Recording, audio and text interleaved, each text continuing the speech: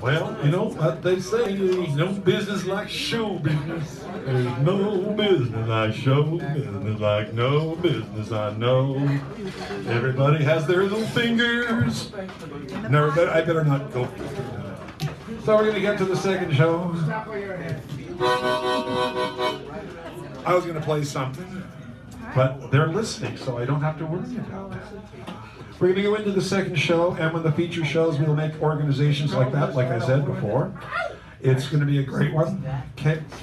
Kol Morrison. If you have not seen this person, you will see this person, and you'll go, how could I not see that person? So Mr. Sanderell has his device in hand. He's coming up here. He is the person who kicks off and closes the second show, and now we're going to lower the microphone. All right. Person writer in the freaking Yeah, don't let me keep like James Brown, I took my cape off. Sorry.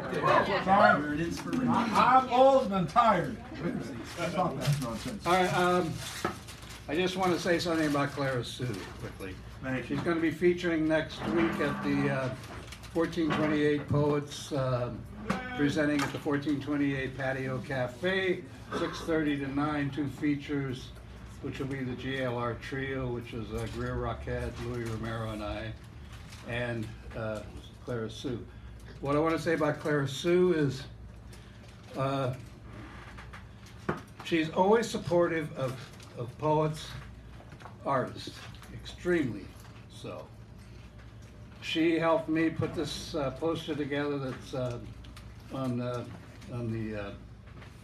1428 Cafe, and she did it all for free and got it printed up and paid for it, and I just want people to know this is the kind of thing she does. Now the other thing that I'm going to float out on an idea is I'm tired of seeing poets not get paid. Amen. And so at 1428 we are going to put out, like some places do, we're going to put out the hat. I'm hoping that we get some poets, or people who love poetry and aren't poets, and have that out. And what I'm asking is from poets who have some money to put into a fund so that every time a poet, well, at least at 1428, and if we can do that as a wider thing, that I'd be able to pay the poets that are featured at least $30. You know, some people have to come from the East Bay, some people come from further, you know, so we have a lot of people who could use that money. So I'm throwing that out to the poet community. So if you're interested in doing that, talk to me. All right. And just because you steal something doesn't mean you own it. This is still Indian country, and you do live on a lonely land. All right. Love your oppressors. Throw self on the street, waiting for cars green that will run over me as a metaphor for empire. Waiting for tech heads to kill me, those generations who don't even know how to mail letters or interact sociably or take care of themselves in any meaningful way. Progress kills now the tech generations here with their new poisons, saviors of the planet and Homo sapiens.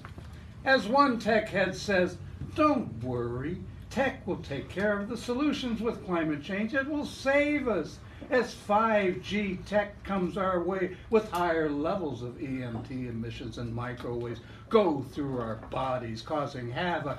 But another tech says, well, that's the price of business.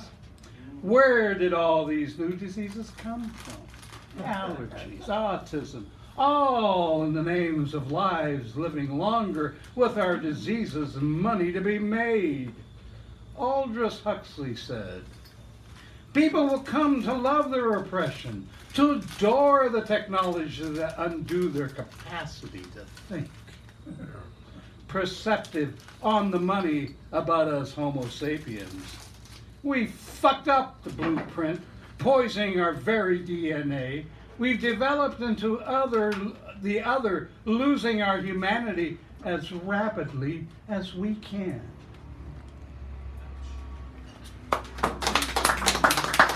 As rapid. Create.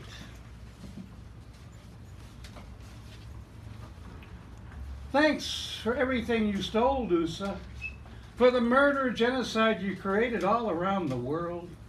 Believing your myths, stealing everything you can, then legitimizing it while calling it Thanksgiving when you never gave. Only took everything you could. You created myths to make white people, their supporters, feel good about themselves when there's nothing pretty about USA. No real reason for Homo sapiens to continue, offering nothing new except filthy ways of living fornication. I would say making love, but for most, love's never taught, while shopping becomes our natural state. Let's look at what's left of humanity before we despoil it. Embrace humans. It is they we need to look to. Your narrative of Thanksgiving is the most putrid of lies from dead, rotting brains that believe the filth so they can feel good about themselves. Eat yourselves catatonic. Fuck you rich, mostly white people who are more pink, not just as commies, but in color. Homo sapiens have nothing more to offer. Mother's looking for another more intelligent, loving, kinder life form. She tires of our destruction. Many want to stay positive. I want to believe, but I find little to believe except our reality where Mother is about the thrashes. So eat up, USA. Bon appetit. Food fills with fillers, sugars, corn syrup, salt, hormones, antibiotics, pesticides, poisons like Roundup, trans fats. USA, you become the fattest, sickest nation on this egg-shelled circle. Not said for spite, it's true. Only we can save ourselves. Things that are more about to befall us all. Don't wait for a committee to talk to each other in friendship. Learning to care rather than hate. Work for reconciliation.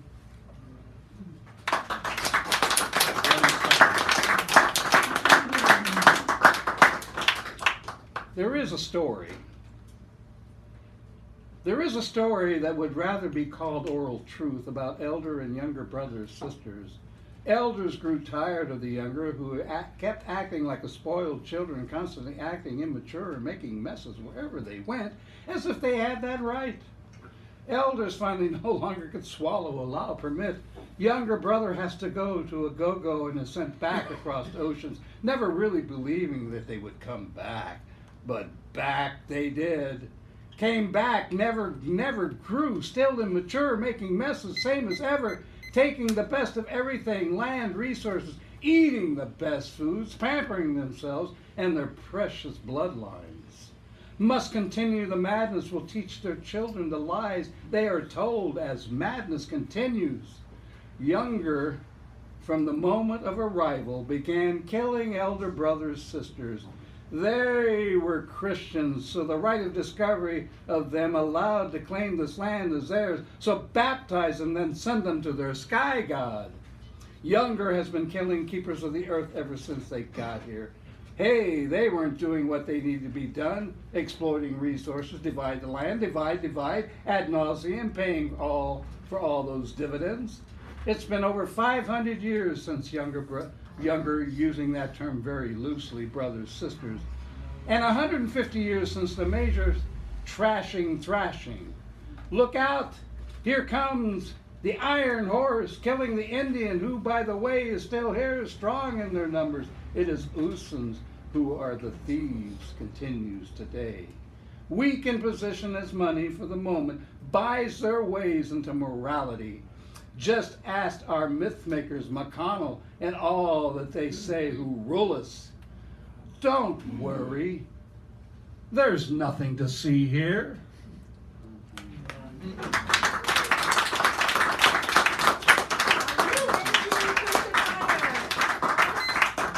Alice Rogoff, Alex Rogoff to the mic. and one of the editors of the Haight-Ashbury Literary Journal.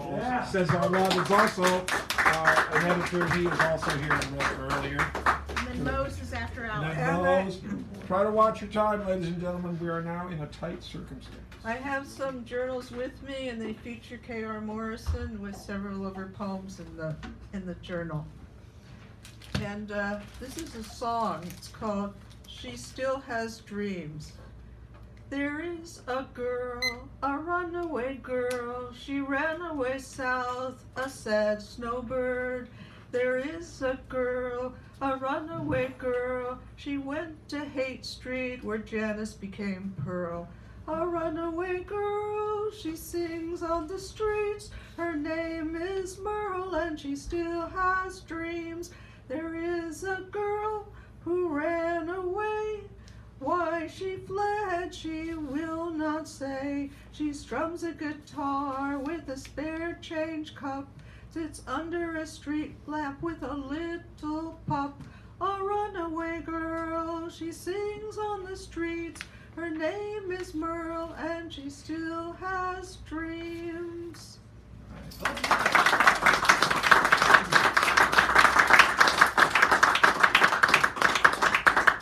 And this is another song. It's called "On That Hot Summer Day." On that hot, hot summer day, when the water went away, all the neighbors went upstairs, carrying glasses, jugs, and wares. And we all divined for water, and we all met at the well. On that hot, hot summer day, on that hot, hot summer day, summer fully in display, we all could feel fiery heat, but I could hear neighbors' feet.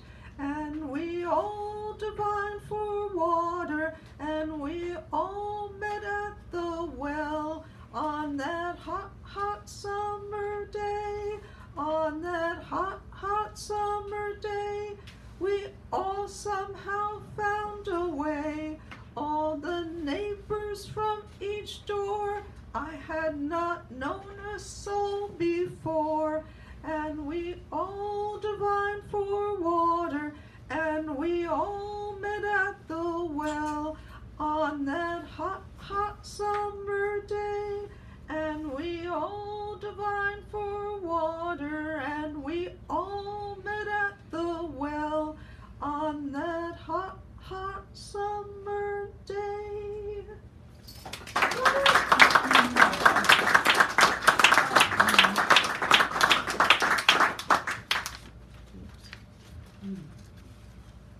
I have one short piece also about a dog. Each month at the full moon, my puppy of 2 years feels the effects of the moon on him, begins to act strange. He must go out and dance and sing high pitches, and during the winter storms, he sleeps pressed against a rattling glass and is wild for 2 days, tugging at my arm. When it rains, he rolls over and sleeps curled, warm puppy intuition. He was born deep in the tenderloin and is street smart, flashing golden bravado, but when frightened, whimpers like a puppy and can be entranced by the pull of the waves of the tides under a bright full moon.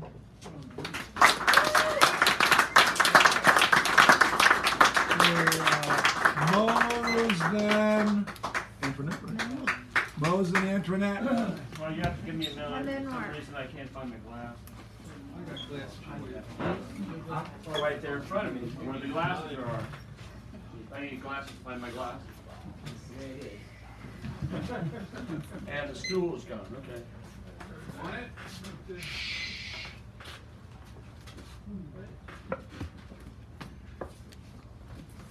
My band is late again tonight. That's so he's so concerned about the stool, and I'm losing time. My name's Mose, and this here is Mark or Harps. and Marco. He's my one-piece symphony. We are going to do a version. It's going to be a blues version tonight. This is actually originally a country western tune that I wrote. I ask, I don't know which road to take. I made far too many mistakes. My heart weighs a ton. When you left, I was left undone. I blame everyone and no one. Tell myself I can't. All you have to do is ask for what you want. All you have to do is ask for what you want.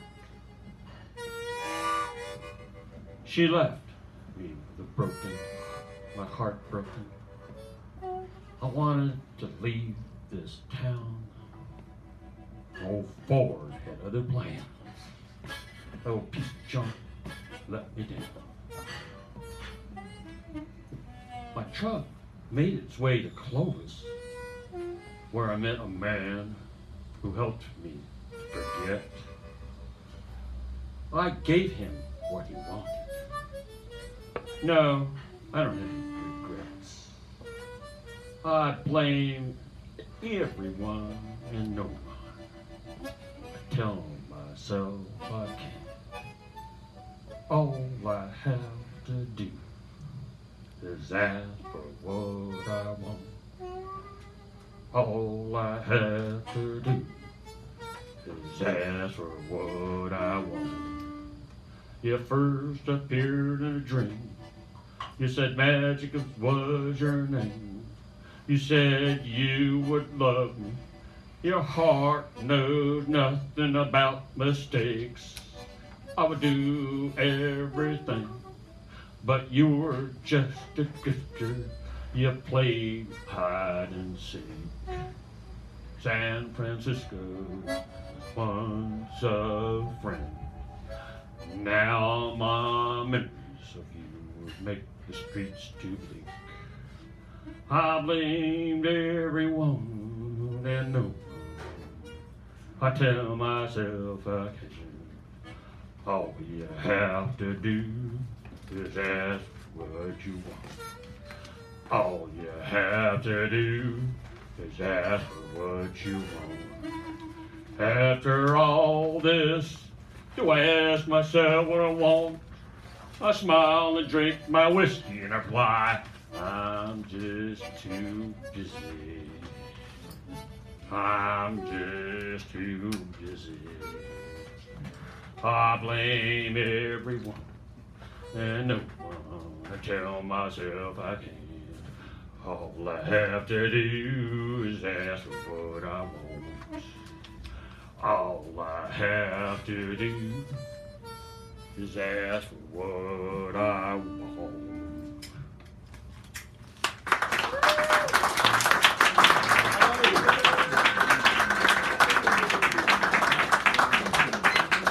All right. And now we have Antoinette. Give her a nice Antoinette. round. Thank you very much. I read this last week, but I like it. I'm going to read it again. It's called Boone and Tar. Boone and Tar's boobs and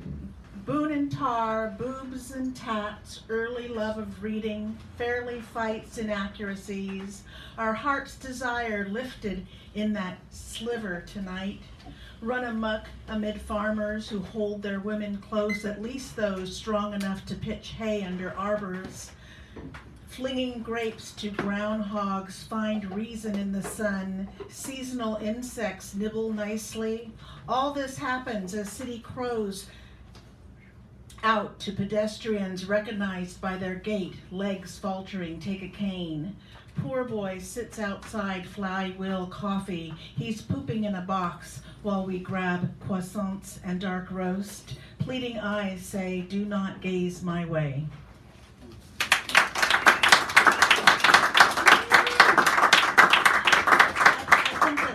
perfectly in line with Septic Skeptic. Thank you. Inhumanity celebrated, fear-filled, stamped another 4 years. Illusions of goodwill falter under 200-year-old veil made stiff by racists. Hidden, swept away by old white men who lick cream-filled puff pastry. Their protected privilege held tight in light of deceit. Wildcard used freely in every garden under all rocks, perpetuating endearing illusions, honored as truth, believed by all forever, taken in faith that Father knows best. Ooh.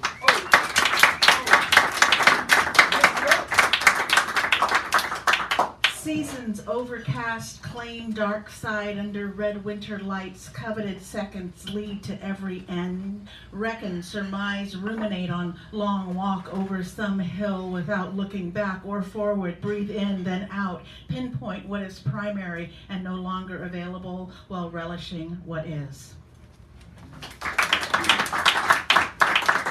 Lastly, I love you, I am sorry, thank you. What else is there to say? Take away ego, needs, wonder that favor rarely suits friendship. Sentience recognizes itself in conscious reflection. Dime bags used to do me well. Righteous reality blindly flutters from this to that, in between spaces where stillness longs for memory of love's light.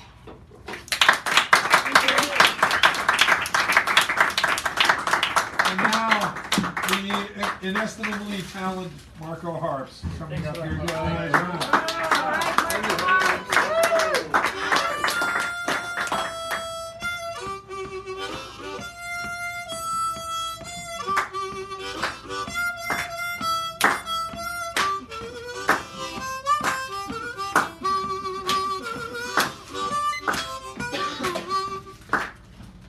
Love me do.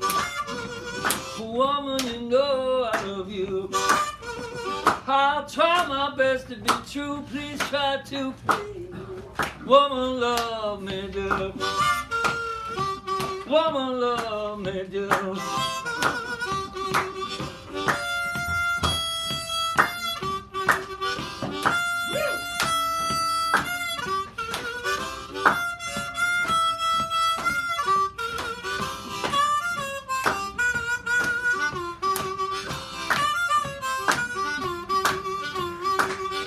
Someone to love me, somebody new, someone to love me, someone exactly like you.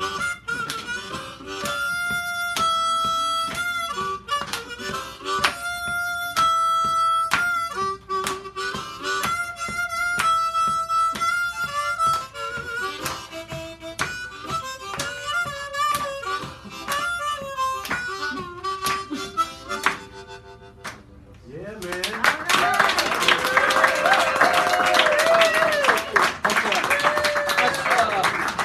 Now I'm gonna do real quick to J.J. Cale.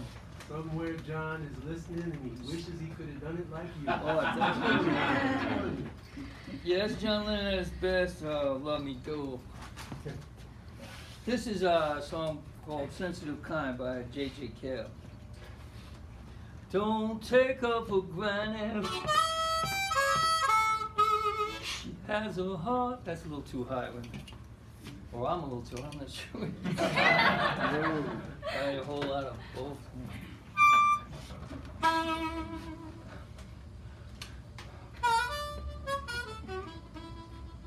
Don't take her for granted. She has a hard time. Don't misunderstand her. Don't play with her mind. She gets so lonely, waiting for you. She believes you're the only one to see her through. Just treat her kind. She will love you blind. do all you can to ease her troubled mind. Take her for granted. She has a hard time. There ain't nothing like the sensitive kind.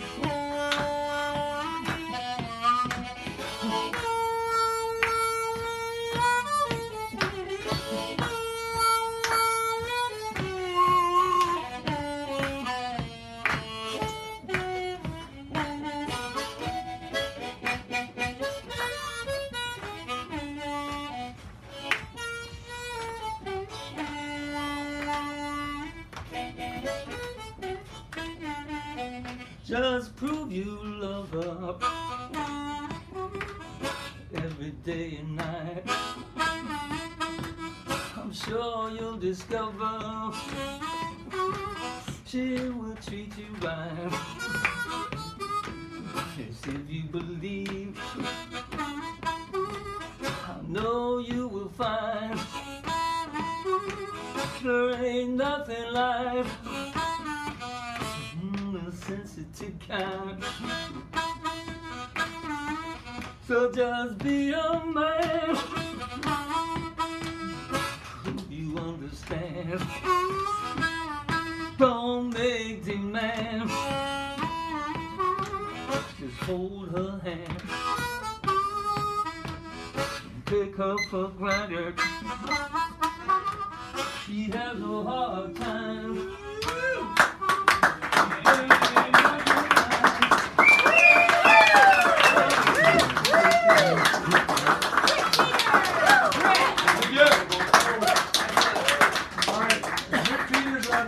In the evening, so we a little extra time for him here, and then who's after Britt? Rob. Rob. Sorry, shouldn't say it that way. And Marissa. Yes. WROB. He should use that. Oh. Okay, Washington merry-go-round, Drew Pearson. Maxine Waters said, what don't you get? They were all scumbags. Why do we have to argue over the legitimacy of fixing an election? Why do we have to defend the blocking of books? This ignorant prankster fouls everything he touches, and most of the whys floating around are a rancid smoke screen. Yeah. Why?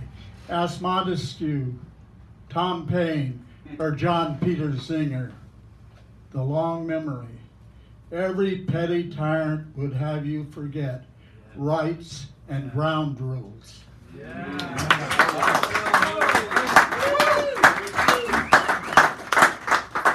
Jerome Kern, American Dreams.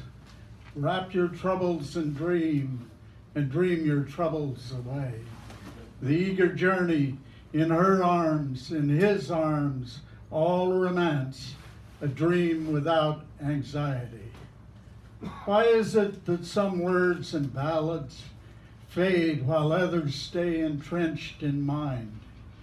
This busted hiker left on a road where no one stops. Castles may tumble, that's fate after all. Life is funny that way. Castle to outhouse. Yesterday I had a car and $1, hours waiting for a ride or help to arrive. Wrap your troubles in dream and wake up in a totally different place. Rides through snowstorms and deserts and dream your troubles away. Awake, 6 a.m. in Barstow, cold morning. Barstow. The skeptic seeks value. Build your own damn utopia.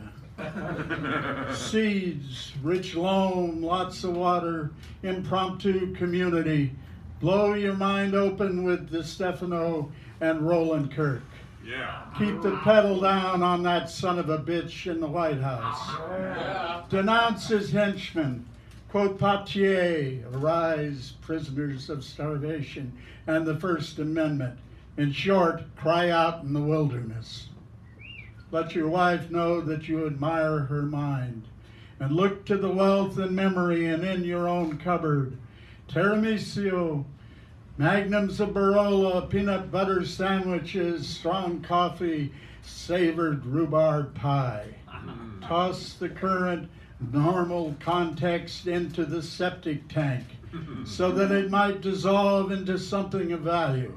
Hope, shards of well-meaning, faded bunning, one-passenger cars, airline tickets, meaningless labor, working for the man, fretting over your phobias and health. Put aside, if you can, these stale endeavors. Seek value under the complete poem of a starry night. Listen to cricket noise, decipher the constellations, mesh the ancient myths with the quietude and awe you feel from current meditation. Gather carrots from the garden, the smell of onion fields near the sea. All are food for thought. You are 18 years old even if you are 90.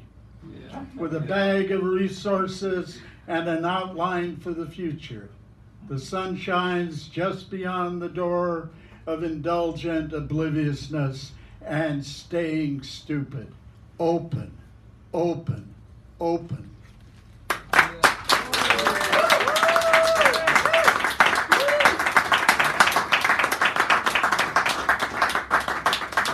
One more.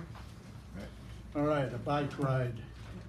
I have this at least, riding away from confusion, the warming gear, the valley road toward a notch in a near mountain range. 2, orchards behind me, I look back at them, their fragrance carrying me, those blooming trees seen in miniature from this departing ledge. 3, into the crease of the mountain, a little fatigue, lunch, the bike leaning against a tree. I reach into my backpack for a worn book and read the balanced poems of Du Fu. Words read aloud, the listening rock and nearby stream. 4, the lake, a morning goal, climbing through the canyon, change gears, lean into it. The edge of the found lake touches the clouds. 5, the found lake gleaming, the returning landscape, canyon stream, blooming orchards. Where are you? I bring a wildflower back. 5.5 minutes. We're only at 5 minutes. Only 5.5. Got one more. 2.5 minutes. All right. 2 minutes. 2 minutes. Okay. Steve Swallow. This is a portrait. 2018. I take back what I said about the electric bass. Hearing Steve Swallow, his Leonardo hands flying over the fingerboard, not a buzzing amplified thud, but great percussive melody. His swimming in a pool of notes and reverberations. His bushy eyebrows, still wonderfully articulate at 78, gives another interview. The old days, New Haven, 52nd Street, laughing over low-paying gigs, voluntary poverty. They live quite well now, side by side with his working pal, her signature hair, Carla listening. One day at a time, no, one note at a time. Steve in full reflective flow. I still want to sound like Percy Heath. There we go.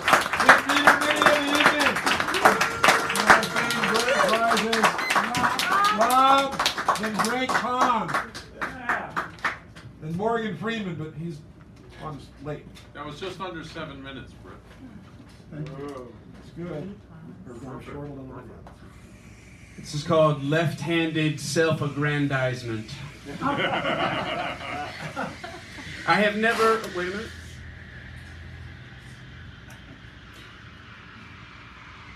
I have never spoken the sentence, I think I overdressed. Nor uttered the words, "Can I use that as a deduction?" This life so alarmingly free of clocks, forms, lines, bills, jealousies, deadlines. Unapologetic, uncompromised, unafraid to be despised. Perhaps the most centered person you'll meet, for what it's worth, which ain't much. Mayhap the most wise and gentle, for what it's worth, which ain't much. The average person lives in 17 kinds of denial. Me? 4. Check out my fancy ass. But as a product of a fear-based culture of psychosexual repression, I assure you my relative wonderfulness, compared to a psychologically healthy human, which you nor I have never, ever seen, is akin to being a millipede with only 999 broken legs. Watch me wave that one good leg. Whee! Go ahead, And now to punish, I say, tonight's themester. I'm walking around with a happy bounce cause I pooped. Floating like a feather off the ground cause I pooped. Here's a nugget of contemplation, 10 tons of dump in your life's duration. If you think this tune an abomination, relax. Don't get stress constipation.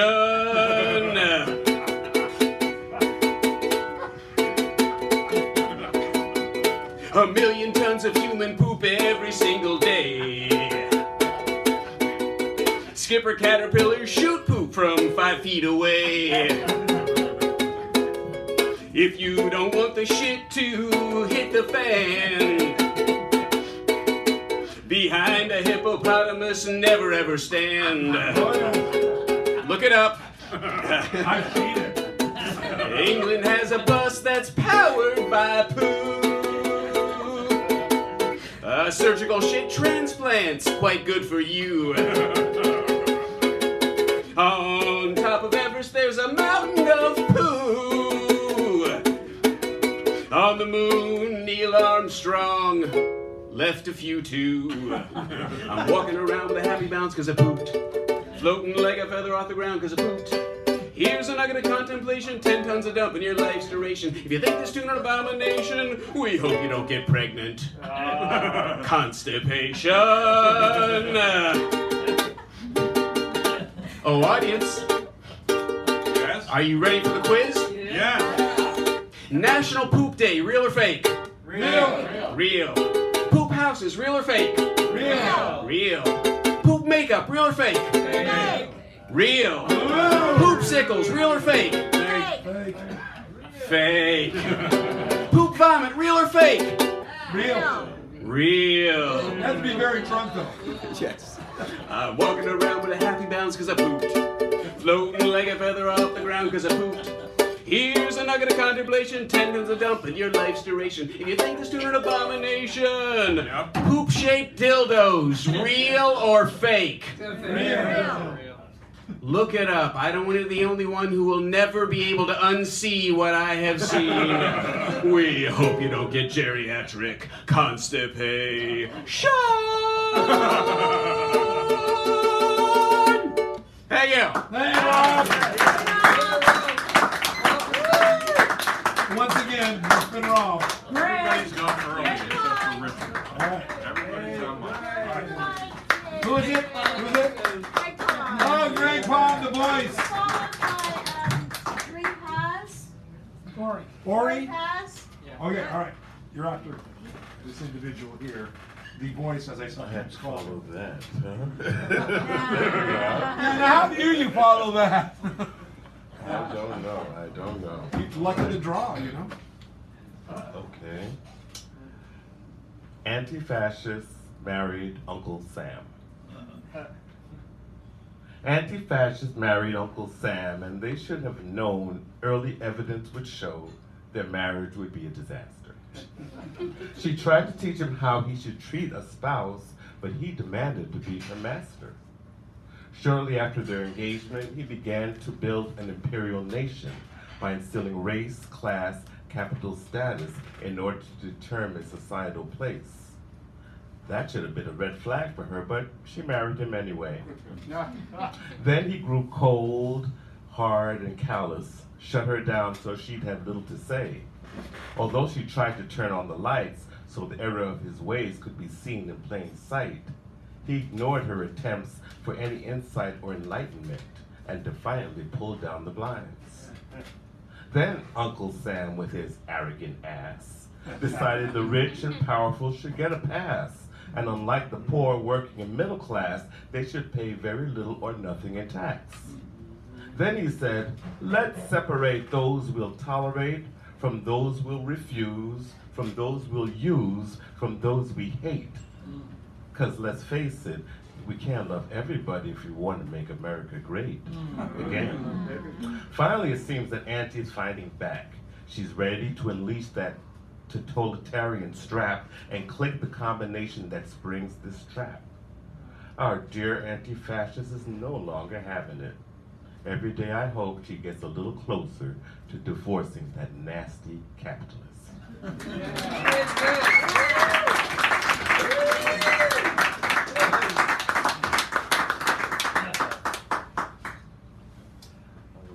not sure which one I should read. A. All of them. A or B? Black cat sits. In the city, somewhere near, a black cat sits with broken ear, and tail tucked tight to curl the night around a circular disc of creamy white.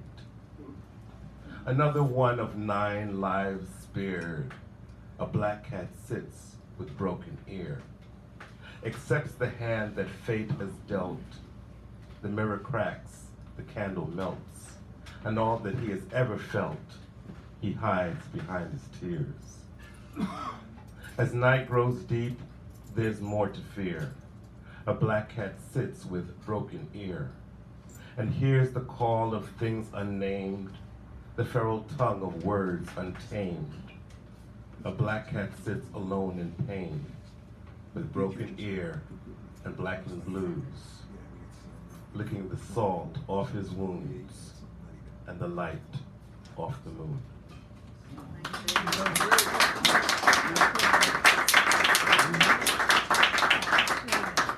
I'll just read one more short one.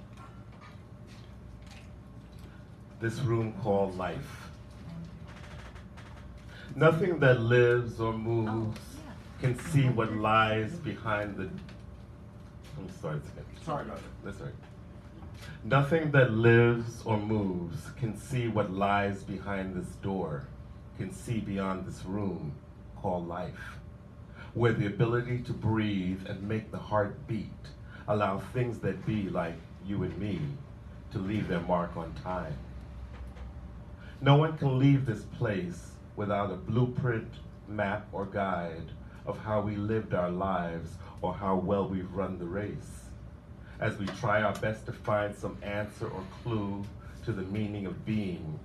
But it's a fruitless pursuit, because we only learn the truth in that final moment when we're presented with a key to the other side that lets us finally see what lies behind this one-way door, beyond this room called life. Thank you. Beautiful, great poem. And Ori is Ori, right? And he is new. Ladies and gentlemen, he is new.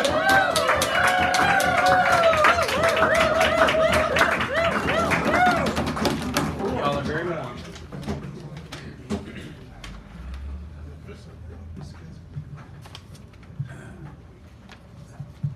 Hello. Okay. It's working. Whew. Thank you for this opportunity to share a rhyme. I've selected specially the words with the hope of planting a seed within your minds.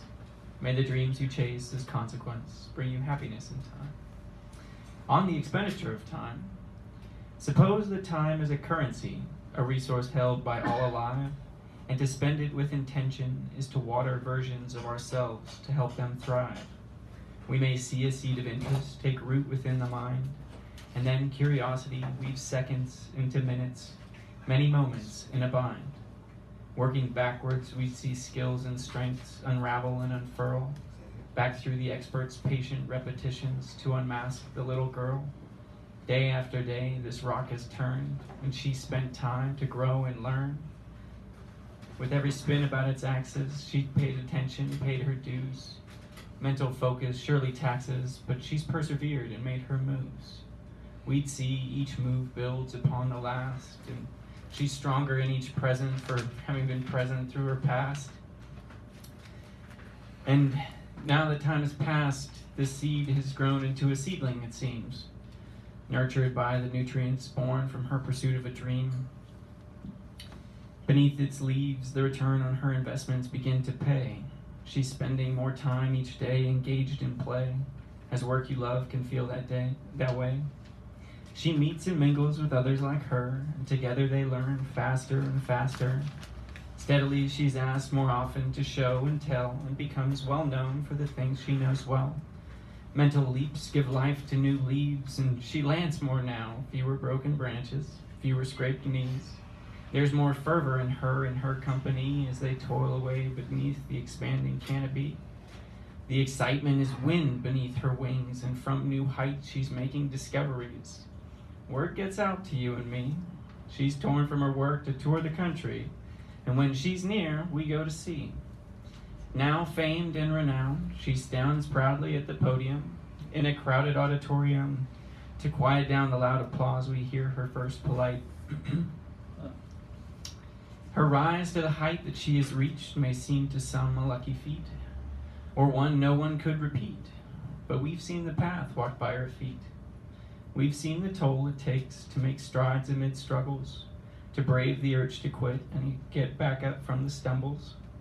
That if we, like her, conquer doubt and circumstance, shape our world and seize our chance to spend wisely this finite resource we've been granted, we too may enjoy spending time among the trees of knowledge that we have planted.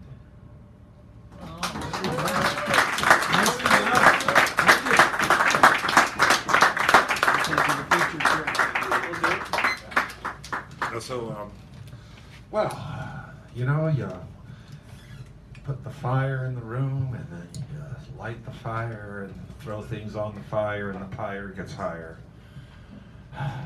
Our feature has arrived. Kol Morrison is in the house. Give her a round of applause right now. Come on, let's take it up out there. Let's take it up out there. I'm going to be bragging on her for a moment here. Only a moment, because, you know, why listen to me when you can listen to her? Thank you very much. Thank you very much. So, you think about, we're all poets here, so many people. I mean, there's probably a couple out there. Okay, but except for you. Poets bring forth what they truly feel and find themselves at home with. They come from where they are. Where else can they come from?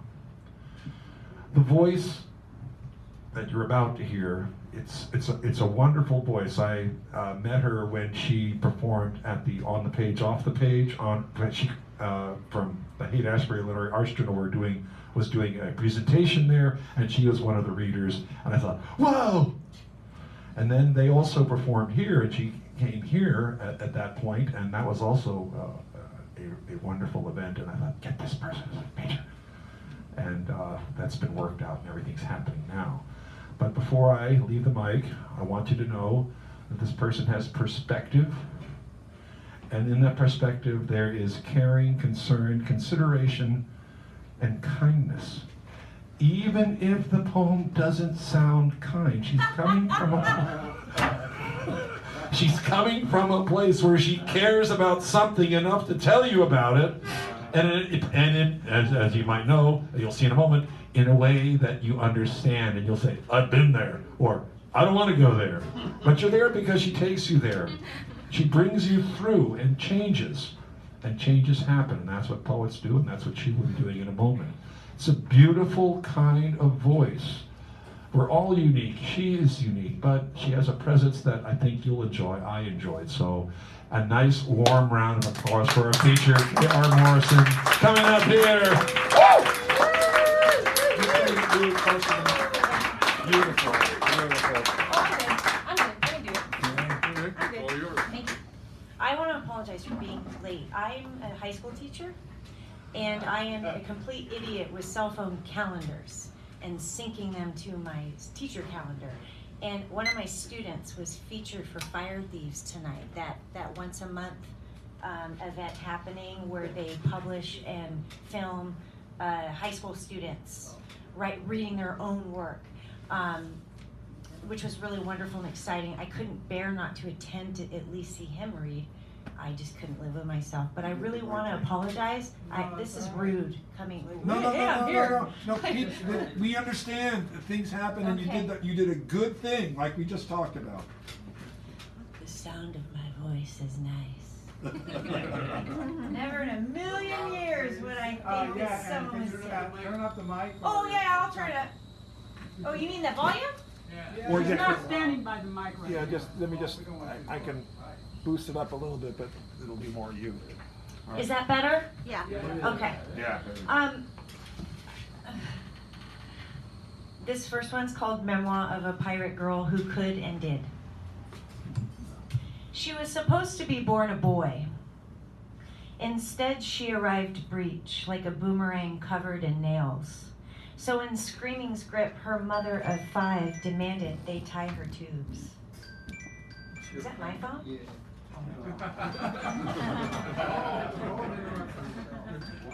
Phonus interruptus. I could have said it differently, but I'm glad I did. That's my start grading alarm. The teacher's work is never done. What a jerk. Jerk. No. Can I start over? Yes, you can start over. Memoir of a Pirate Girl Who Could. She was supposed to be born a boy. Instead, she arrived breech, like a boomerang covered in nails. So in Screaming's grip, her mother of 5 demanded they tie her tubes. Her oldest brother says that at night, she'd break free from her crib and climb the kitchen counter, where she'd pour kitchen spices into miniature mountains, swirling rosemary and garlic salt mandalas, chili powder clouds. Little pirate girl often got her way by holding her breath until she turned blue, and by 5, she carried on her head tangles of red curls like barbells. That was the year she started eating toothpaste. That was the year she began a bath boycott. That was the year she decided she hated shoes. That was the year she called apples those good green things. Yet she knew the smell of weed. Why all those sharp cuts and scratches in family glass tables? How to clean her mom's Remington 30-30. How to load and cock a shotgun using her breath and body weight. She recalls those early seasons as her elderly years, an era most colorful but confusing. It would be many falls before she could ride a bike, many more summers before she could swim. Yet she did ride horses, and she did hide beasts between her thighs. So she buried songs, sisters, holy grails inside her big girl stomach. She treasures those golden days, riding car seats we adults call motorcycle tanks. It would be years before she understood her not-so-healthy fear of water, and such fear literacy could and did riptide her into understanding the great struggle within us all. When we love something so much, we're terrified. Furious human whirlpools of respect, manifesting fear so what's dreadful appears. Bleeding free while salt sits stubborn inside the furrows of anxiety's cuts. Such courage country could and did wash her wounds away. I spoke to Pirate Girl. On a Sunday the sun shared with storm steadfast, just before a full blood moon. She is a sea captain now. No kids of her own, but many seasons she's guided several through all kinds of natural disasters. I'm guessing these kids made by other mothers are the echoes in her bones that these days throb and swell like the sea in which she submerges, like a worried woman always steering and treading, a woman in some kind of labor. Pirate Girl has all kinds of stories. The way cops could tell you everything's gonna be okay, and at the same time hold guns to your mother's face. And they did. Which reminds her, she recalls 22 expressions of one exhausted but mostly free outlaw mother, and this same woman taught her to handle pain bit by bridle. You best hide your ride from outsiders, her mother warned, especially those men. Which reminds her, Pirate Girl could and did have many men of her own, loves every forecast, what eyelids do when crying quits you, the bruises that come when heartache jumps from towering wounds toward ground that makes minds go silent and stomach aches stop. Which reminds her, her greatest loves injured her by igniting electric shocks in her shoulder sockets just before love's final chapter, his final goodbye. Her shoulders are good sweaty prophets, Pirate Girl says. Pirate Girl told me that sirens are real. She says she's never actually seen one, but their soothing hymns summon her sometimes. They enlist loyal armies to her wounds through human shapes they make with moonlight and sea ingredients. Which reminds her, she came close to diving into the deep black, in a region of the great sea away from coordinates and maps, only to surge from their lure like dreams leaving her in love but exhausted, like she never rested, leaving her wishing she could return to those good green things, hold her breath once more till her skin turns blue again.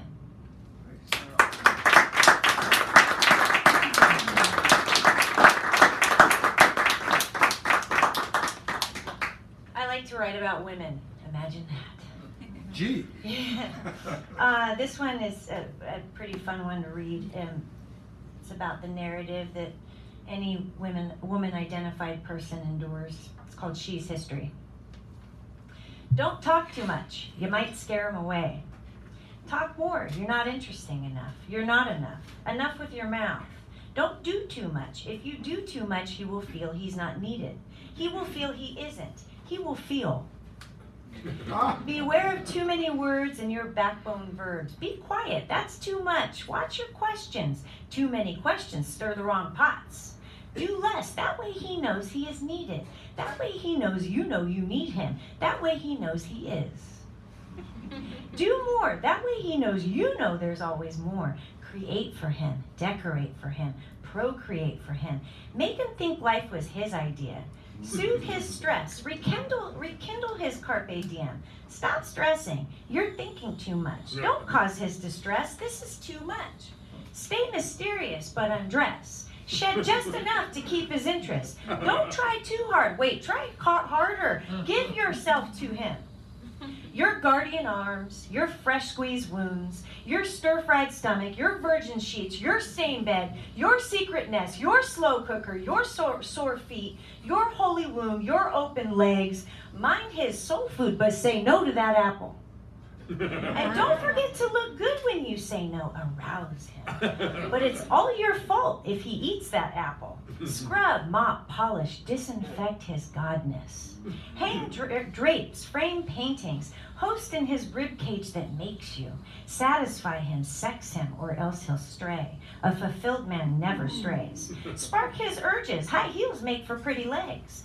Keep him guessing, but don't confuse him. Don't keep him waiting. Don't ask too many questions. There you go again, getting loud. Don't be boring. Talk more. Wait, you're talking too much. You might scare him away. Serve.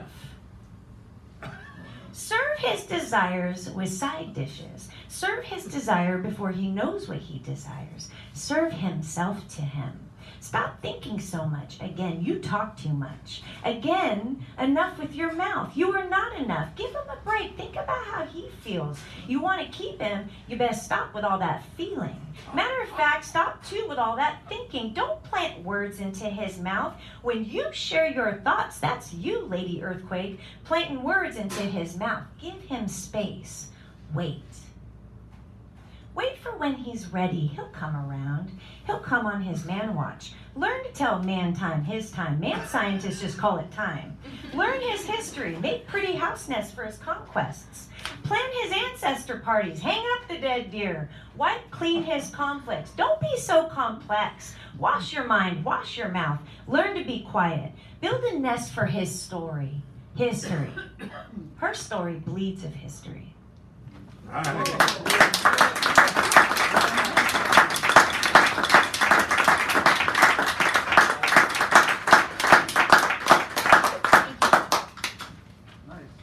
Cool, awesome. Wake you up a little bit. My ladies, this is for you. Yeah. It's called Lady Viking. I actually met an amazing woman in New Orleans, and we actually co-write together now, and she inspired this. A tall and lanky woman with rings on every finger once told me that her lungs warehouse snare drums closest to an artery that one-way streets to her decisions. Of course, we became fast friends. And next to her, I imagined a world where we women could be free to love one another purely. The kind of friendship that when holding hands, rings go forgotten, fingers grow confused. This world is possible. Ladies with gas lamps tucked inside rib cages, torches blazing inside our thighs, highways made by our bare feet, scarlet fire seasons chronicled by sapphire and garnet around our heads. I cannot tell my new friend this. So instead, I wrote her a love letter on a bar napkin. Dear Lady Viking, I want to climb into your mouth, salvage your tired words that retire below a rooftop of memory made of you and me. I want to hold female gravity in my hand, swim inside your burning stomach, listen to your loud heart in a seashell roosting in a lost man's ears.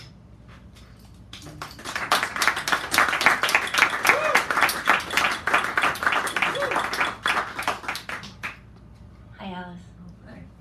That one's especially for you tonight. That one.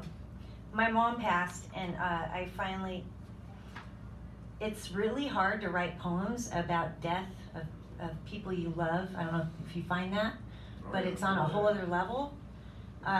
It's been an interesting, humbling, torturous thing. And I'm finally managing to cough them out. This is about her altar. Every year I have one for Dia de los Muertos for her. Grew up practicing that. And so it's called her altar. Your pictures come first. Cascades of you that testify. Language can't touch what pirate women brave. Her Grand Canyon narrative we hike so our ordinary souls can stretch, bleed a little, digest. Then come your sacred things. Supreme's records, your Lakers t-shirt, Chevrolet, steak and eggs, Folgers coffee and wild turkey, your grandparents' trail of tears. Around moonrise, candles converge. A bone echo of your voice returns. Lost daughters blow in, thirsty for a deerskin nest. A broken man, he lost his mother. I watch his tears rest in your sunset hands. The smell of motorcycle engines, polished oak and gunmetal wrap around him like a moon blanket. A little girl climbs inside portraits of you. Is this your mom? She asks. Her questions kiss your paintings and photographs. My grandmother went to heaven too, she adds. She announces her muerta dress. I stitched it myself on my mom's sewing machine, she says, her green eyes fastened to you. I retreat to all those costumes you handmade for us kids on Hallows Eve. My sister a Cherokee warrior, my brother a clown. I visit those sandboxed visits, a sad child's playground. Rusty swings chained to womb love lost. I hated the world that battled you. A policeman clears his throat, a cold disruption. Ma'am, it's time to break down, pack it up. Time for you and your altar to go home. Home. My eyes find callous hands wrapped around a flashlight and a gun strap. Bury my home on wounded knee, your countless evictions, a rental, an emotion, a relationship. I blow out the candles, I say goodbye. Like leaving you on weekends, an ache looms in my lungs, outweighs me. I collect you, pictures and offerings, as if I'm packing a lifetime of our conversations. I feel our mother moon hold me, some kind of afterlife foster child, in my Snoopy suitcase on All Souls Day.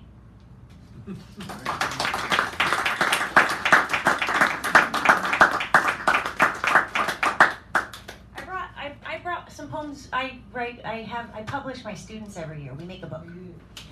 Yeah, it's awesome. And they're actually this year they're currently working on one. Ooh, what's in here? It's like sage. And this was last year's publication, and I ran into this due to a student that came to see me, and I thought, you know what, I should read it.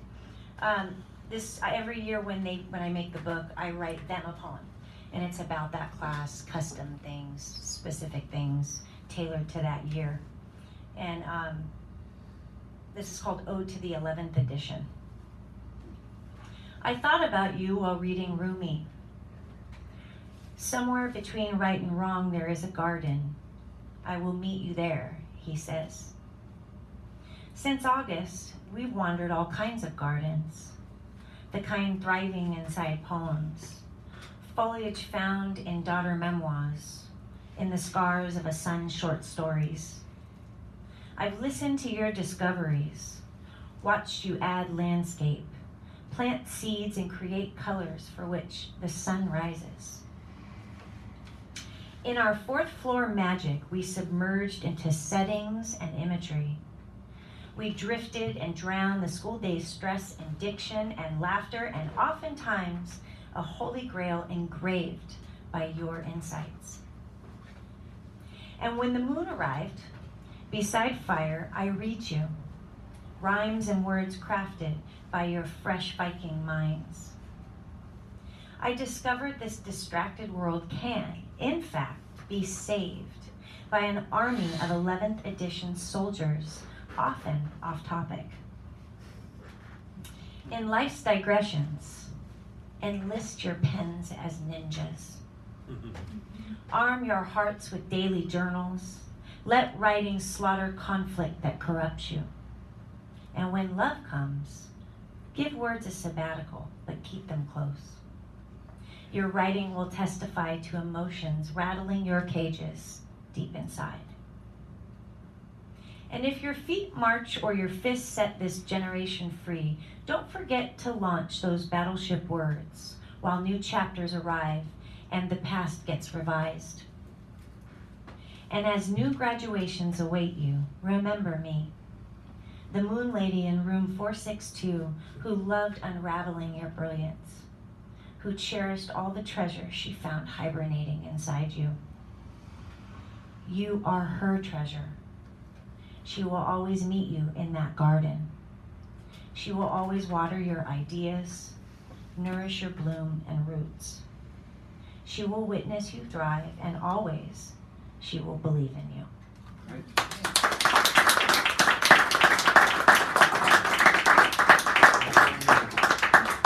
Fast one, which poet? Perfect ending. Before he hijacked her diction she wrote for topics that matter. Mothers starving for more wombs, black-eyed bruised cruisers and scathed street kids, wishes blocked from sunburns, worded by winter. Now, under his spell, her word revolutions wait while she prostitutes for male pronouns. But poets needn't worry. Whores either die or they recover in the wake of a heretic's regret. They resurrect as a Serengeti elephant, guiding damaged girls back to dictionaries for a little witchcraft, for a cauldron stinking of rich diction, self-respect. Strong blood from her pen returns her to summon Amazons, haunting him in sleep in manuscripts. Her words, such spells escort her back. Her words burn him in the fire she conjured him. Thank you. Wow. Clara Morrison!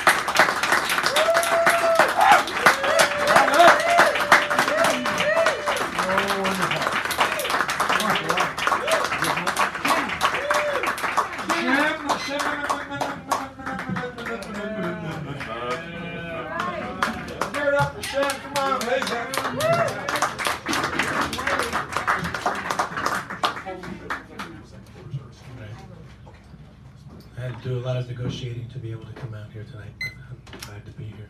Glad to have you. I saw the theme this afternoon and wrote something during lunch. Is it appropriate? Well, I think it's theme appropriate. I don't know if it's. I don't know That's if it's not the same question, but that's all right. Were you in the correct room? I don't know. I resemble that remark. Let's see. It's called sepsis, skeptic, or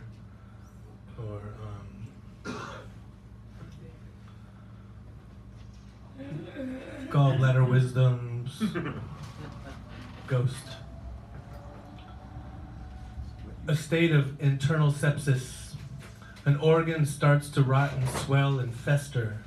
A discrete, hidden, fleshy dying of sorts. The excruciating thorn in the side on the inside, coupled with an unusually high tolerance for physical pain, delays a visit to the specialist.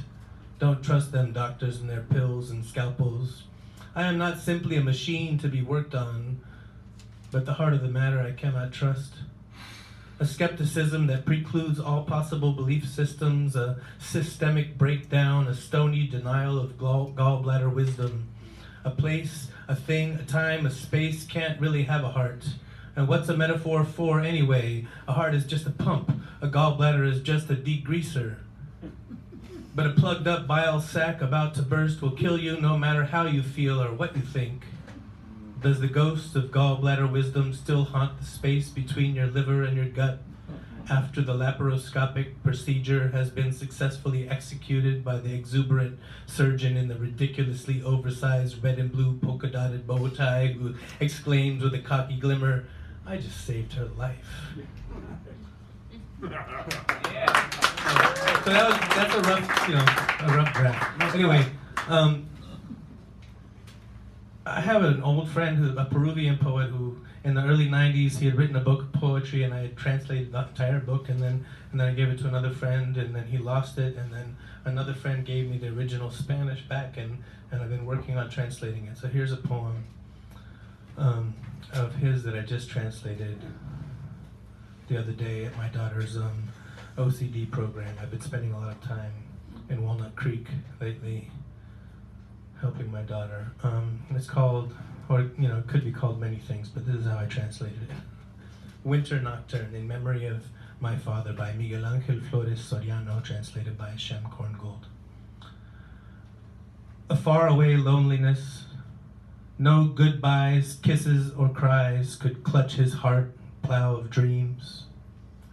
My father died in the street where his memory, a wind tremor, today come to life, brushes up against my wet cheeks. In front of houses and their anonymous lights, lanterns of his insomnia, his soul, a storm-bent palm tree in torment for the lack of an open door to clothe himself with life and keep on walking. A bleak, wintry wind, a quiet beast with a strong bite tore into his body, and he, with his world of prayer, fell into silence, an abysmal flight of wounded birds. With the moon for a pillow, the night, like a huge black knife, plunged into his chest. Father, this June in tears, like a lost echo, I sense my grief no longer reaches you. How I wish I could be the Lazarus to your words. Forsaken and moaning for your immortal past, I become a window, and you, its landscape.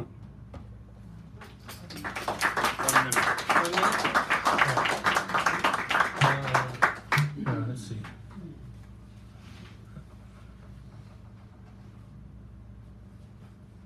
I can't do that. Okay. Let's see. Okay, here's something my daughter wrote. This is her burgeoning. Wow, this is her burgeoning food anxiety disorder. Half a cheese round or a smoothie, a sandwich pie, chocolate, cookies, fruit, anything and everything to let go, punish this tumor-like thing inside of me. A piece of asparagus and 20 to 40 minutes of cardio, 2 trips to the scale, running in place, feeling so proud of the pain in my center. Shoving a toothbrush down my throat to get this horrible feeling out of my body, to reach out and tear away the guilt, making sure my parents can't hear, don't know, won't see, pretending I'm not hungry just to fit inside a skirt, hoping with all my heart there is less of me in the world. Trying to achieve a goal I know I will never get to see, pain or pain the only options. Falling through the deepest cracks into a pit of uncertainty, listening to voices I know aren't true. Can't stop myself though. The possibility is too much love to risk. She just turned 13 a week ago.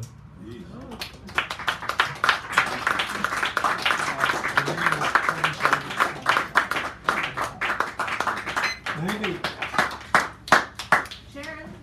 Sharon Scott Kish, give her a nice round, and then we got Hal.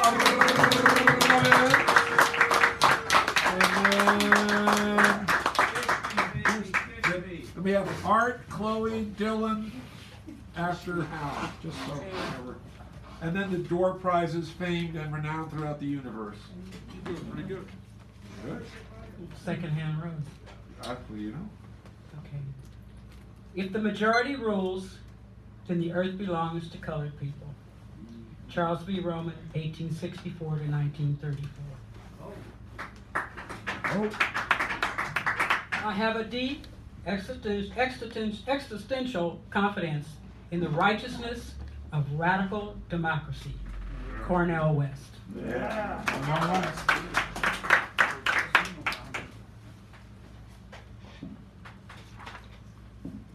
Kansas City. 1940s. Cloakroom. Large red brick structure, big heavy doors with shiny leaded glass.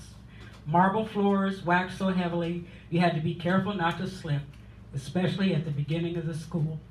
Since the soles of the shoes were new, the Buster Browns, the Mother Goose, and the Paul Parrots were very slippy.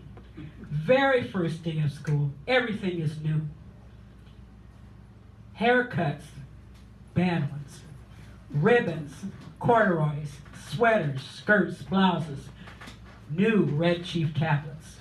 Pencil boxes and Crayolas. Spalding saddle shoes. Saddle Oxfords. They were pretty cool.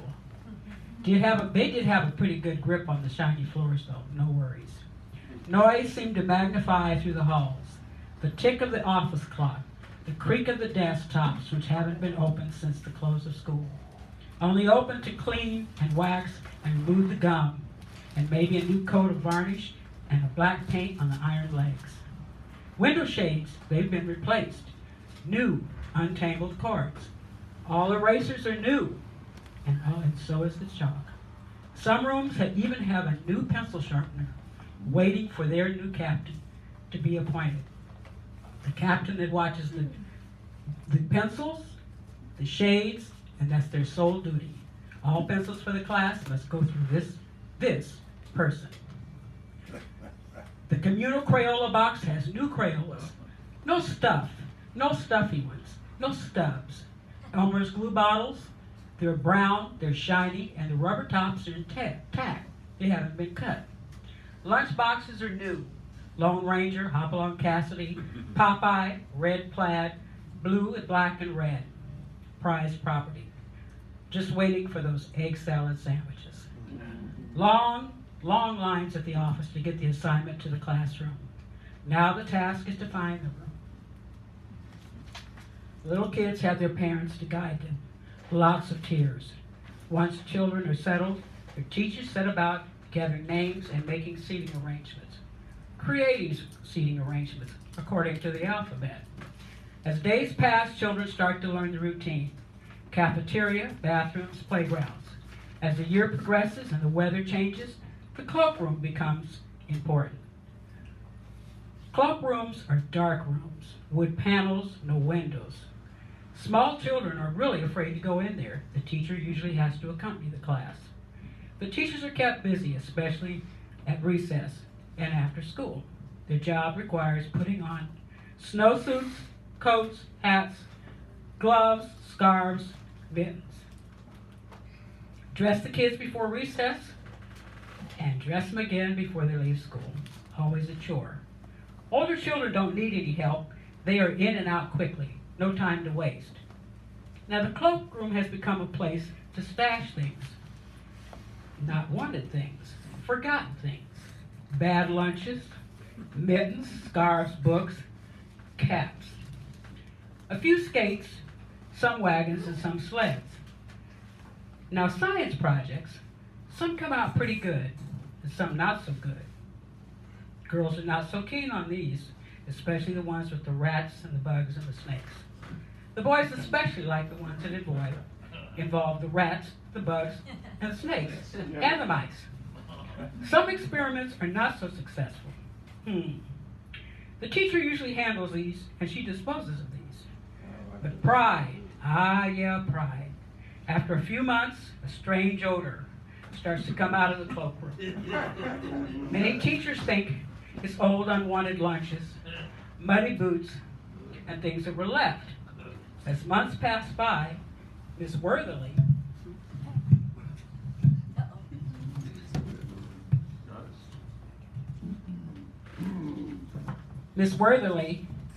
the principal, heavy woman, pinched lips, passes by the cloakroom and gets a whiff of a foul odor. What is that? She notifies Mr. Green, the janitor. That's right, pull everything out. Boots, coats, gloves, old lunches. Now, mister, get to that back corner. 10 crisp frogs, 2 snakes, a box of dead bugs, and cartons of spoiled milk. Of course, no one knows how these things got there. She is furious. New rules. Every Friday night, our cloakrooms are to be cleaned and cleared, weekly raids. And she has surprise raids, her and the janitor, the rat patrol.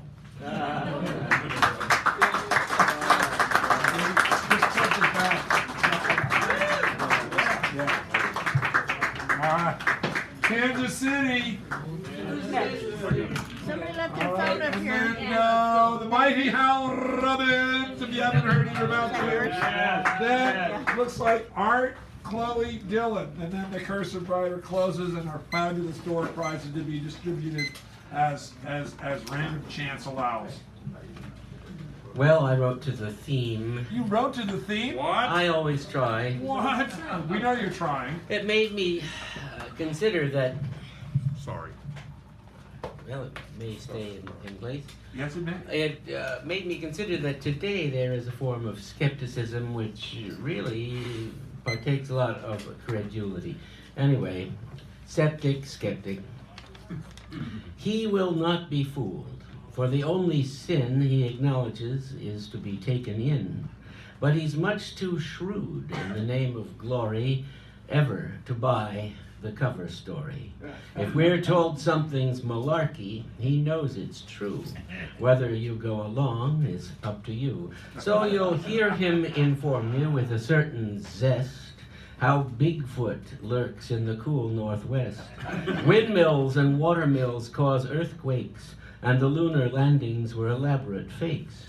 All major disasters were pre-planned. A reptilian race secretly rules the land.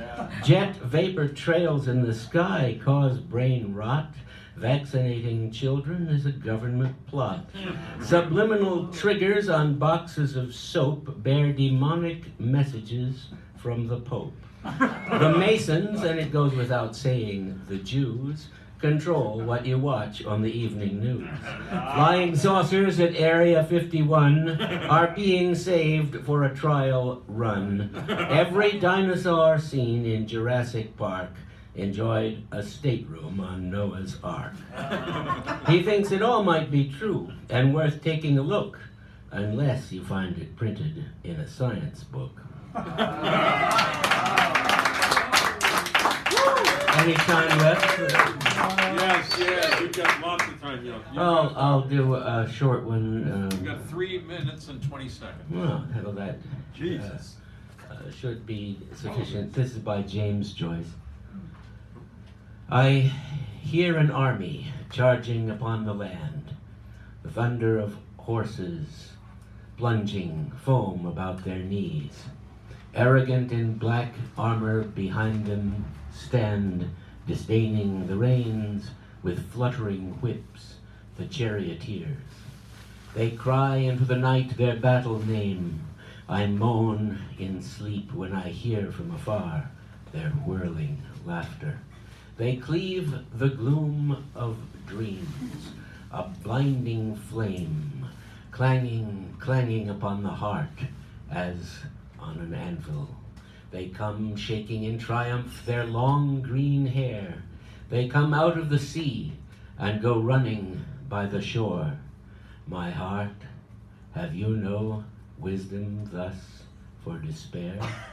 My love, my love, my love, why have you left me alone?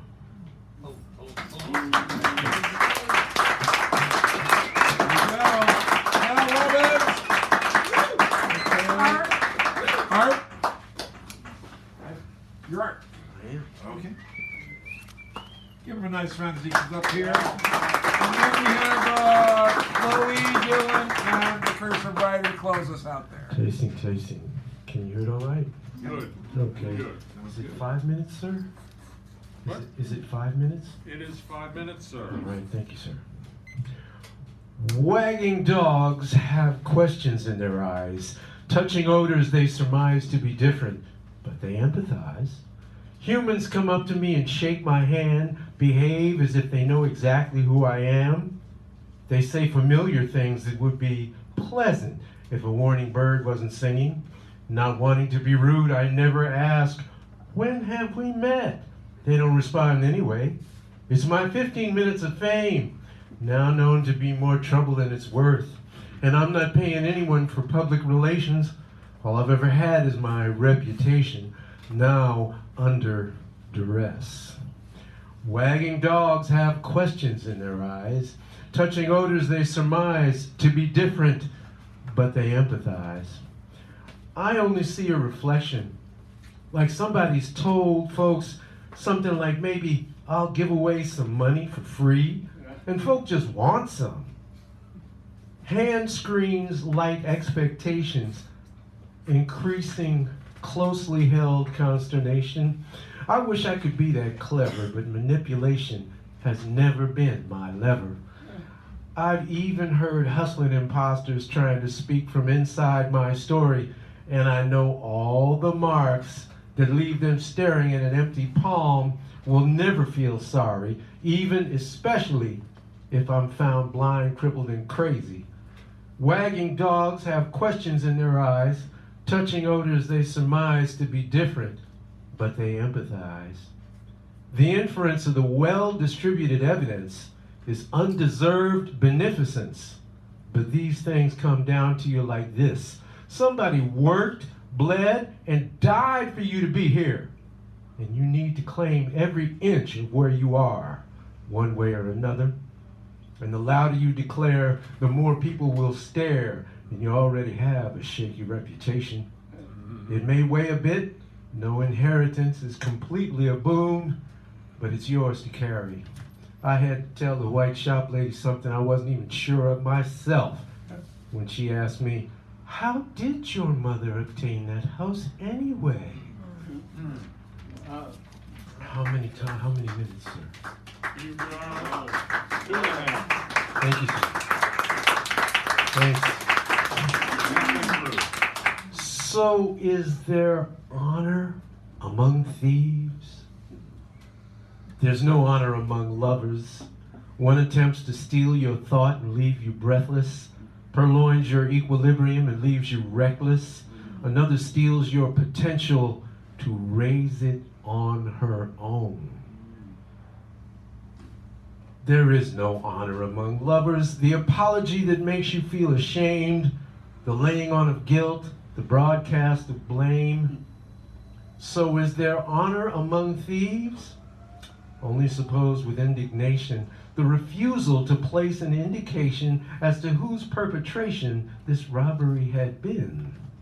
The detective inspector would ask the question, is this person scaling 30-foot museum walls to deliver your precious things to the black market? And what does that say about your precious things? How long had you been on tour? Did you display in Boston, Birmingham, or Baltimore? The detective inspector will solve the crime given enough time. Her judgment gathers as you prepare to rise from the interrogation. Looking at you, but seeing the distance, she says politely, thanks, we'll be in touch. She is thinking of honor. Thank you. One quick one? You got 40 seconds. All right. If you could pretend to be 8 years old just for a few. Can I go to the bathroom? Yes. Pancakes and butter, potatoes and cheese. Tell me how I depend on a cow for my needs. Did I not eat enough stuff when I was your age to make enough life force to keep turning the page? A cow is so big and most often is slow. So what is it, please, that they bring to the show? I know it must be that they chew and they chew the better to digest all that grass just for you. There are so many babies born to mothers each day. We outnumber the cows now, I'd venture to say. I don't want to libel the packers or prairiemen, but we all can't be fed by the ranchers and dairymen, can we? They taste good with some salt and some pepper, but a bull's not at all polite to a heifer. If I am what I eat, I prefer being discreet, with romantic whispers and promises sweet. I think rice and beans is what I want to eat.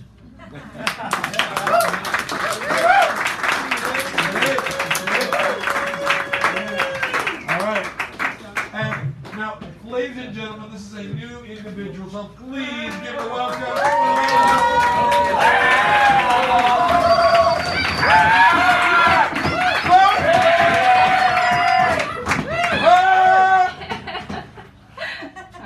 She was forewarned, that's all I get. This poem I wrote for my friends and for myself. One day you will find the one who loves you as you are. One day you'll find the one who does not wonder if this is enough, if you are enough, who will simply wrap their arms around you with a kiss, a smile, a joy, and share your love of existence. One day, you will find the one who wants to kiss those scars you're too terrified to call your own, who beyond the skin of your nakedness wants to soak in the light of your being. One day, you will find the one who melts your fear of loving, who will wrap your tender body in the cocoon of their loving. No hesitation at love's calling. One day, you will find the one One day you will find the one whose definition of love is big enough for the both of you. Have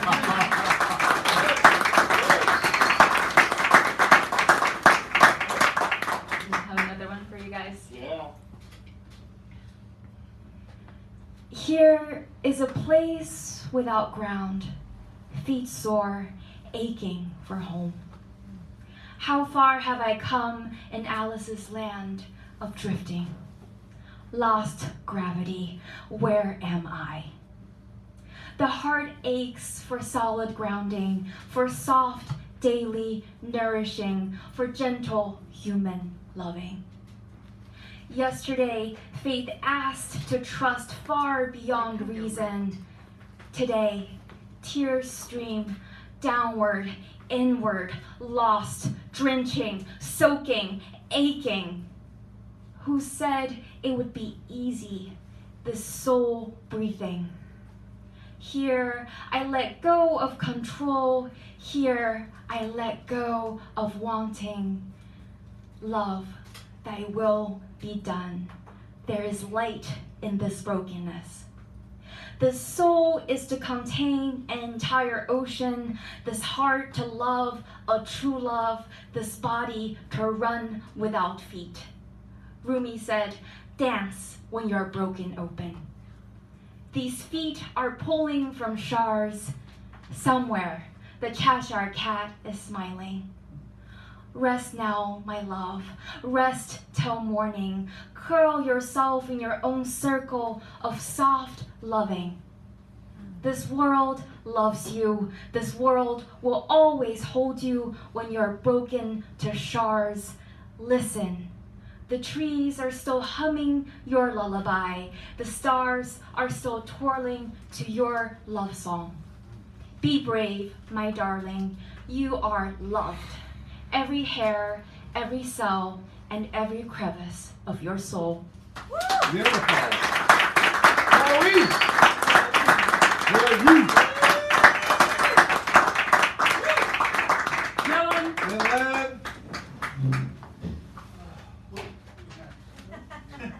Dylan?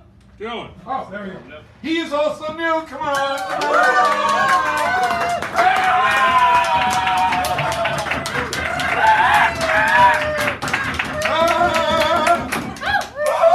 Hi, my name's Dylan. I've been writing poetry since I was like a little kid. Get really close to the mic. Right? Sorry. That's okay. I'm gonna read you a couple from my second book of poetry I've self-published just earlier in Do you have other 2019. copies? No, I don't have other copies. Maybe next time though, Okay. because there definitely will be a next time. Okay. You guys are awesome. I love all of your work. All right. Okay. How's this? There you go. Now we're talking. Okay. Or you're talking. All right, this is titled My Rites of Purification. Sorry. I once in a while started humming, with the evening, with crickets thrumming, distilled through space the eternal drumming, and echoing in echoed hence, all along the garden fence, entwining shadows, my recompense. Survived I did, thrived through the dog days, when the end of spring beat down yellow haze, I myself, alone, amazed. I alone watched the blue sky crack, out of the old life into the black. I alone took the dark steps back. To out in the east where the future lie, out at last, oh, morning sky, to realize back there, not here was the lie. Go forward up the hills of green, learn to sense the things unseen, the echoes there have always been. Be there valleys rife with hungry men, while I expound my life, discover a friend. Back west my blessed virtues send, and grant at last peace for a thief. Ground calm from chaos will grow relief, alone find love mongst ruined beliefs. I once in a while started singing, with a dawning world with crickets ringing, reflective downy bluebirds winging. All this I taste with fervor now, yet still these dirt stains on my brow prevent the future's saddened glow. How many days left trapped in woe?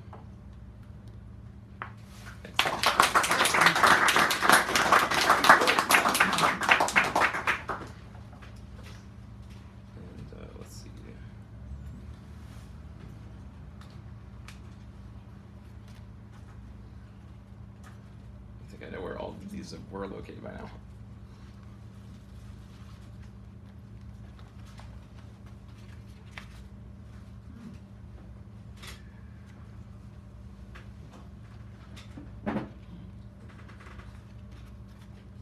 All right, this one's titled No Answer, No Answer. Have you lived, the hummingbird asked of me. It flitted branch to branch, from tree to tree. I opened my mouth as I struggled for reply, but wound up captivated by the night sky. What questions have importance, like clarity and rain? Which ones need answered, and which just bring pain? Is death the reply to all that we ask? Or is it just another lie, another pallid mask? What can I say, I retorted at length. That will mean I did good, that will show I had strength. It soared to a rosebud, it took a long sip. The time passed so slowly, the minutes dripped. Who am I to write with this pen in my hand? Nothing makes me better than my fellow man. A short speck of life flies across the earth. What unit could measure such small worth? I don't give answers, the small bird retorted. I crossed my arms, and smugly I snorted. What use are you then? I asked anyway. We stood in that stalemate, till night was then day. A golden orb sparkling bright on some distant shore. We walked to gain thoughts where there were none before. Time isn't real, but something we measure, to decide when we hurt, and when we felt pleasure. The sun twinkled down through the branches and leaves. The hummingbird sparkled, its wings vibrating heaves. It grew till my mind's eye couldn't hold it contained. I set all of it free, or only the piece I'd retained. Where does the wind form, and where does it go? What spans the sky, and what does the mirror show? Smooth silky sand sifting through a narrow neck is nothing but desert where life once grew unchecked. Have I lived? I screamed at the top of my lungs. No answer, though far off I heard sung. A delicate song full of pulses of light. The sun beat down, though day went to night. Stars rage in their places, full of anger and power, until their fusion falls cold and sour. So too do we drag our feet round the sun, to make sure we all have our own flare of fun. I followed the song to the top of the tree. It swayed in the zephyrs that smelled like the bees, that swept throughout ageless the lands and the wastes, and carried a tune I could scarcely face. We search and we quit, we run till we can't. Despite that, our purpose has grown so scant, and listlessness sprouts up like our lives like a weed. We can never tear it out, for we'll never succeed. The song lured me onward, upward, and out, till I pushed through the foliage of fear and of doubt. I looked to the heavens for my answer there. The hummingbird looked me in the eye. Have you lived? Its rainbow life was mine.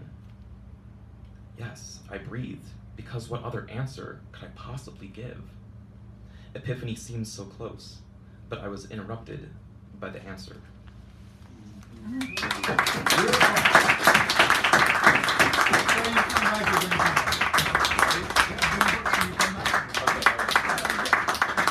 All right, and now the teacher closer, super duper bulldozer, the cursive writer will be coming up here to close us out, and then we'll take care of these wonderful door prizes designed, as I like to say, which is not my quote, with your mind in mind. Oh, thank you, Mansour. Oh, oui. Multiple band. Come and Talibou. Oh, that's good morning. Oh, yeah. I think I know. All right. Born under the sign.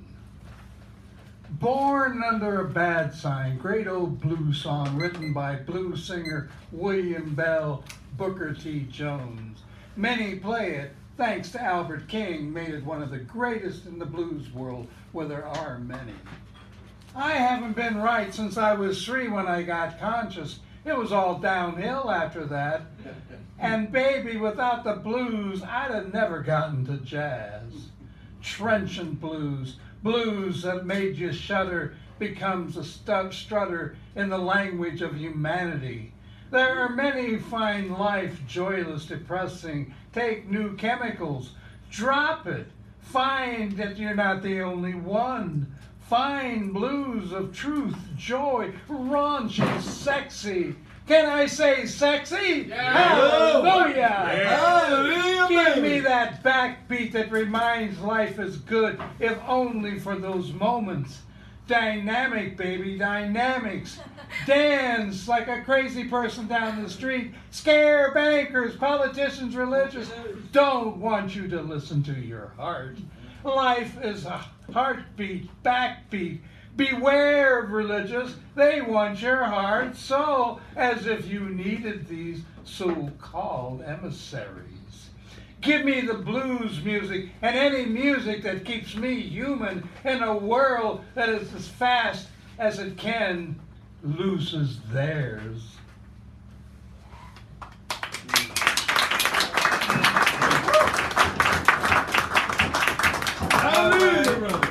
That's right, and keep your powder dry. It's a brave new world, all right. Ideas like water will not be obstructed, in the mind at least. Released in the real worlds will be ignored as it never happened. All is lost. Ideas have no place unless in commerce and tech wireless world. This technology like progress will kill in new horrific ways, but youth is okay with it.